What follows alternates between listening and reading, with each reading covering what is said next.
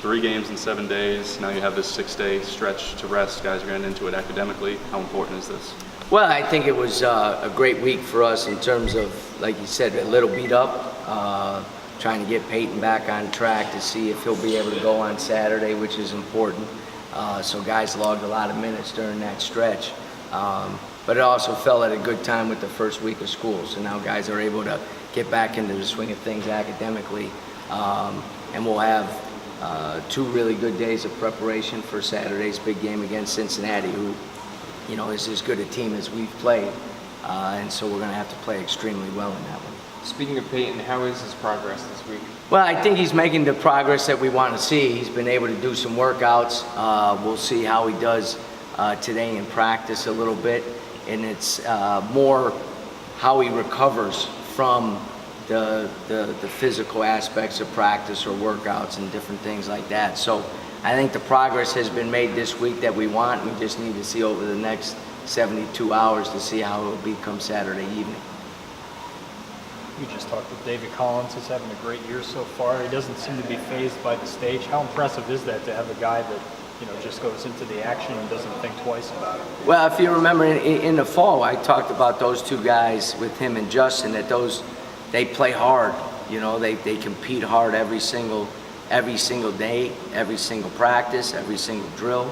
And if you do that, good things usually happen to you. And David has not been fazed with the amount of playing time that he's earned come the conference season, the different positions we're putting him in, giving him opportunities to make plays and to be aggressive. And that's because he's brought it every single day since he's been here. He's got really good habits, and there's times he still makes a lot of freshman mistakes, but he always makes them going 100 miles an hour. And with the phase that we're in with the program, that's exactly what you want, because you know he'll improve his decision making, it will improve, his skill package will continue to improve, but the heart that he plays with, the intensity level, the energy that he plays with is a great character trait. And you see it every day in practice, you see it in every workout, and now you're starting to see it in live competition against some really, really high-level competition. I think one of the greatest, best things about those 2 guys is they haven't backed down. If it's 1 minute into the game or the last minute of the game, they're still playing at the same energy level, with the same intensity, and with the same focus, which is, again, just a trait that you need to have in order to be successul. Aside from the energy level of those freshmen, what other things have you seen during this stretch you can kind of hang your hat on going forward? Well, you know, obviously it's been a tough stretch with who we've played, where we've played them, how well the team has played. Mm-hmm. You play Wichita State and they just laid it on Houston pretty good 2 nights before as well. They're playing at a really high level. I thought we can build on some stuff from that second half. I thought our competitive level was much better. Offensively, we're going to struggle at times, and especially against the better defensive teams that can take away some stuff. Because usually when that happens, you got to go to 3rd and 4th options, or you got to be able to have some guys that can make some plays. And when your leading scorer doesn't play in those games, obviously it puts you in a tough spot too. But I think the biggest thing, our guys understand the big picture. They understand where we're at, why they came here, what we're trying to get done, so that they're still positive, they're still practicing hard, they're still competing hard. They understand that the biggest and most important thing for us to do is just keep getting better. And if you can do that, even in some tough games, then it's going to pay off down the stretch, and that's what you're hopeful for.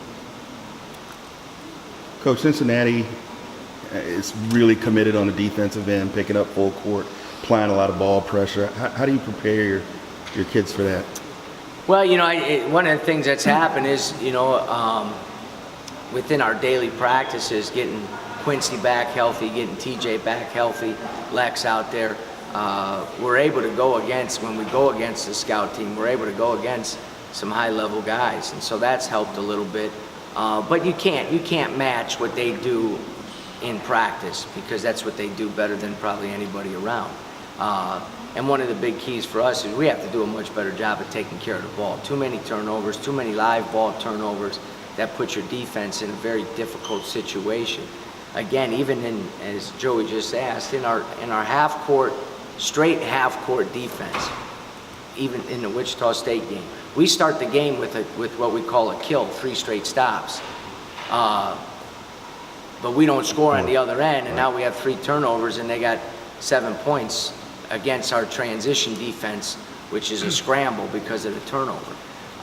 We have to take care of the basketball. You know, there are times where we may not shoot the ball as well, and we can live with that. At least we can get back and get our defense set. But the live ball turnovers, you know, the old football, it's a pick 6. You can't, you know, can't live with that, and that's something we need to improve in.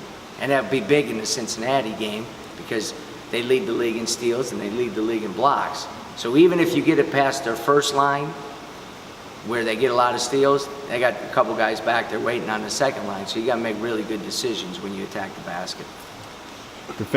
Offensively, well, no, defensively, looking at Cincinnati, they use a lot of screens, a lot of pin downs and baseline rubs. How do you defend that without fouling? Yep. I think the big key is, you know, anytime there's a screening action, sometimes all you look at is the guy who's getting screened. And if you turn it into a one-man defense, you're in trouble. It has to be a minimum of 3 guys defending that screening action. The guy who's getting screened, the guy who's setting the screen, and the guy who's passing the ball to the guy coming off the screen.